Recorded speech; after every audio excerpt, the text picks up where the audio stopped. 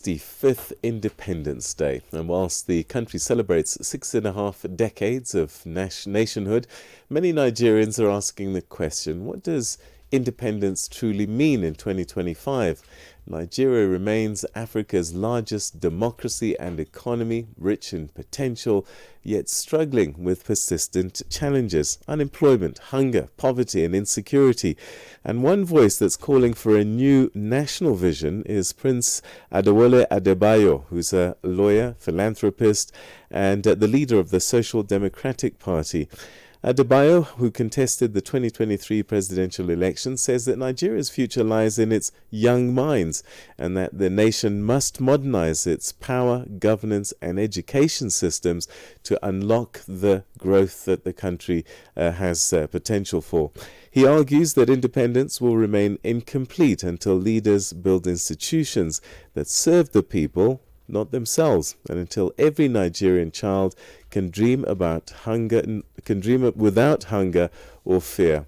And on this Independence Day, we now speak to Prince Adebayo about leadership, youth empowerment, and what it'll take to deliver the promise of 1960. Prince Adebayo, great to talk to you. Thank you so much indeed for joining us on the program. Thank you, Peter. It's a pleasure, and a happy independence to all Nigerians. Is it a happy independence? What's your take 65 years on, 2025? Is there anything for Nigerians to celebrate? Of course, we have every cause to celebrate. 65 years in the life of a nation under our own sovereign government is a great achievement. All the years we spent under the British was 60 years. And now we have done 65 years under our own self-government. And in addition, we've done 26 years of uninterrupted civilian administrations. So we have a lot to celebrate, and we are one united country. We've gone through a civil war.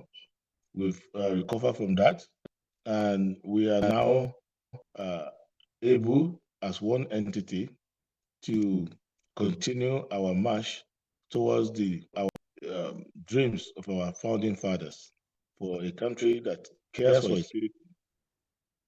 You say it's a country that's not divided. As outsiders looking in, one often hears about the North-South divide. Is that something that still prevails, or is Nigeria becoming more and more one country despite tribal and perhaps religious differences? There are a lot of debates going on. Nigeria is one of the largest open parliaments in the world, and there are a lot of debates going on simultaneously. While you have the echoes of the past debates, North-South, Muslim, Christian, men, women, different things, tradition versus modernity, you also have other debates regarding efficiencies, regarding rule of law, regarding use of technology, regarding infrastructure, regarding accountability. So sometimes when you get to Nigeria, you have to choose which of the debates you want to pay attention to. But there are simultaneous debates going on. A majority of the debates going on around performances of government, around efficiencies in the administration of our resources, regarding how to invest in our infrastructures, regarding how to educate the people. Those are not divisive debates. Those are the healthy debates showing different perspectives of people who have different ideas. So Nigeria is having a more robust democracy now, with more people having more voices, and intergenerational politics also taking place in Nigeria. Shows to you that different age groups discuss different things. So when you hear of North-South and religious discussion, just look at the age bracket of those who are involved in that conversation. They tend to be in their 80s, maybe the youngest will be in their 70s. But when you listen to younger people, they discuss things like, why is the broadband internet not as fast as it should be?